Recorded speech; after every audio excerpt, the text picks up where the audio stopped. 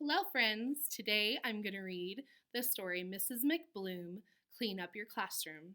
This was written by Kelly DiPuccio, and this is the time of year where we as teachers have to go and clean our classrooms, and this year is no exception. We have to go in and clean everything up and take everything out and pack things up. So I'm going to read this to you because this is how we end our year.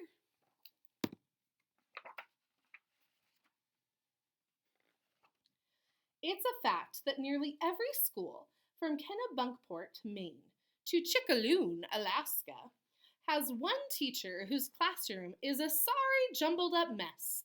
Knickerbocker Elementary in the pint-sized town of Up Yonder was no exception. Mrs. McBloom in room 5 had a classroom that would impress even the most clutter-loving junkyard dog. It was a heap of a mess on account of her never cleaning it, not once in 50 years of teaching.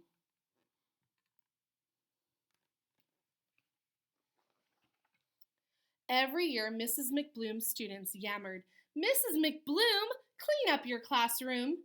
For decades, Principal Pumpernickel pleaded, "Mrs. McBloom, clean up your classroom." 22 janitors came and went over the years, and they all grumbled, "Mrs. McBloom, clean up your classroom." "Oh, higgly piggly," Mrs. McBloom would say, "it's on my to-do list." Truth is, it had been on her to-do list for nearly 45 years. See, it's listed right here above "Take a Fancy Schmancy Cruise."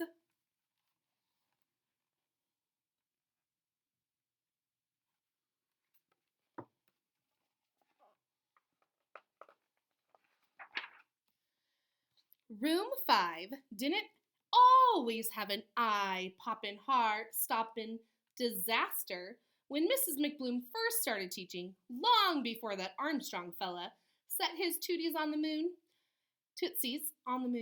It looked like this.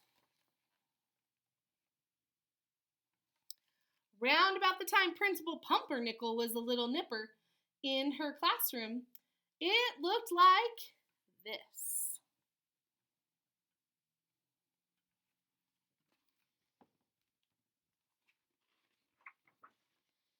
Now, 1 week before Mrs. McBloom was fixin' to retire, her room looked like this giant sunflowers drooped over desks like decorative lamps.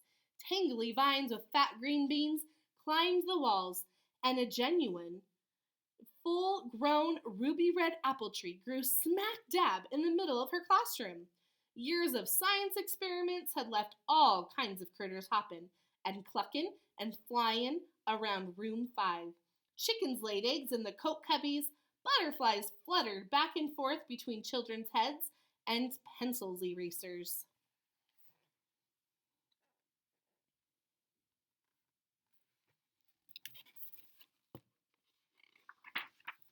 There were more books stacked in Mrs. McBloom's room than there were in the entire Up Yonder library. And you can bet your uncle's monkey that there were more piles of paper crammed into room 5 than there were in the entire Up Yonder airplane factory down the road. Now, something drastic had to be done right quick. Sweet young Miss Bumblesprout was preparing to take Mrs. McBloom's place in the fall. Miss Bumblesprout fretted, "Mrs. McBloom, clean up your room, pretty please."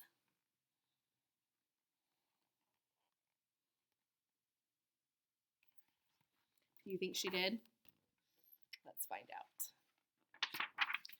"Oh, higgly-piggly," sighed Mrs. McBloom, scratching her beehive hairdo. "I've backed myself into a pickle. How am I ever going to get this room cleaned up in a jiffy?" The rooster, perched on the piano, belted out a hearty cock-a-doodle-doo. "That's a hamburger of an idea, Rudy," Mudge obliged, said Mrs. McBloom. Mrs. McBloom moved a cluster of frogs aside and wrote an assignment on the board. "Homework. Come up with an idea to get room number 5 tidy. Lickety-split. Be creative. Stretch your imagination. Use your noggin. Anything goes."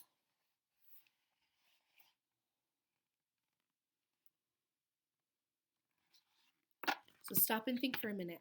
What would you do to help Mrs. McBloom clean up her classroom? Think, think. Clean up ideas. By the end of the following week, the whole class was bustin' with excitement. One by one, kids came to the front of the room, just past the mushroom patch, but before the mountain of unclaimed mittens and gym sneakers, to share their ideas. Sam Wigglesworth had invented a super duper picker-upper thingamabob. It can pick up from 0 to 10 in 60 seconds. Lily Lumpskin suggested Mrs. McBloom hire a magician. Then, abracadabra, everything will disappear.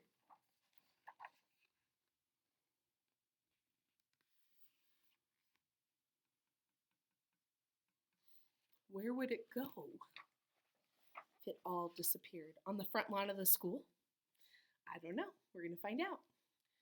Cooper Butterbaker brought in a herd of hungry goats from his daddy's farm to demonstrate their ferocious appetites. They once ate a rusty pickup truck in 3 hours flat. On and on, the ideas kept coming. Mrs. McBloom recorded them on the chalkboard. George Peachpit was the last student to raise her hand. She stepped over the world globe, shooed Cooper's goats, and unrolled a colorful poster.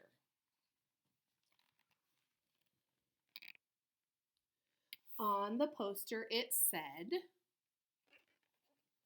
"Help Mrs. McBloom clean up her room day. All of Up Yonder is invited. Saturday at 10 a.m.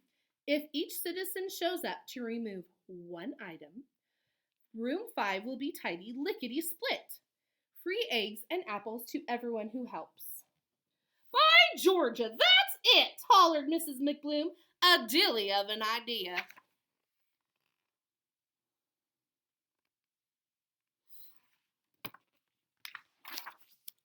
Word of help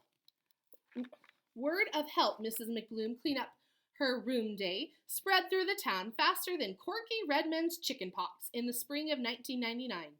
Seeing as nearly every citizen of Up Yonder had been a student of Mrs. McBloom's at one time or another, the whole town showed up on Saturday to help. A line loop-de-looped through the halls, out the door, down the hill, and past the water tower.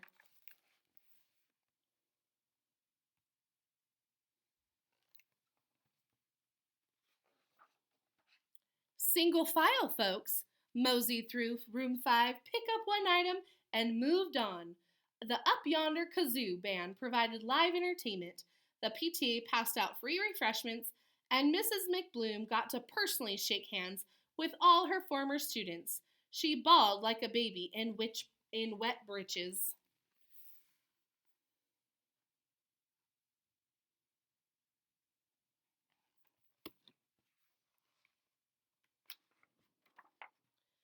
Heavens to belly buttons! The treasures pulled from the rubble were astounding. Long-lost works of art, important historical documents, and rare geological finds were discovered.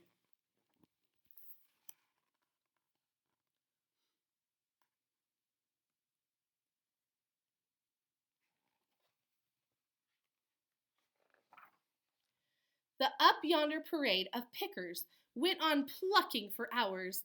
Among other things, they fished out 4 feathered quill pins, a pot-bellied stove, 3 buffalo nickels, a postcard signed by President Roosevelt, 13 petrified cupcakes, a poodle skirt, a howdy-doody coffee mug, a litter of kittens, a rotary dial telephone, and a flag with 48 stars.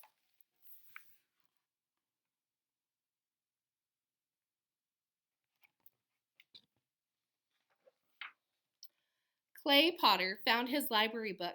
It was 35 years overdue. Fanny Freckle found her Elvis Presley lunchbox.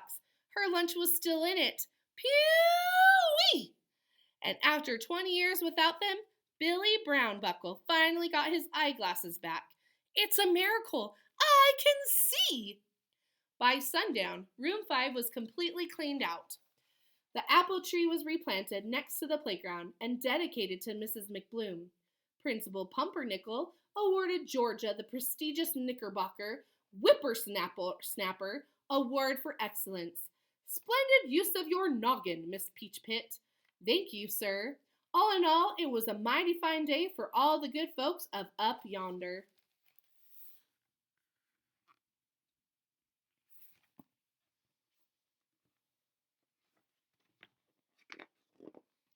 In the days that followed, the town held the granddaddy of all yard sales and sold all the knickknacks, critters, and whatnots that had been uncovered from room 5. The money raised was used to send Mrs. McBloom on a fancy, schmancy cruise. Oh, higgly piggly, bless your hearts, bon voyage. Wasn't that sweet? As for sweet young Miss Bumblesprout, she began her teaching career that fall in a gussied up, spiffied up, tidy room 5. Good morning, class. Open your science books.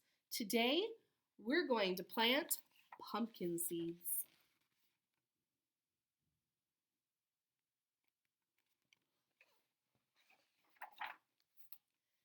The end. Or the beginning. That's all, folks. Have a great day.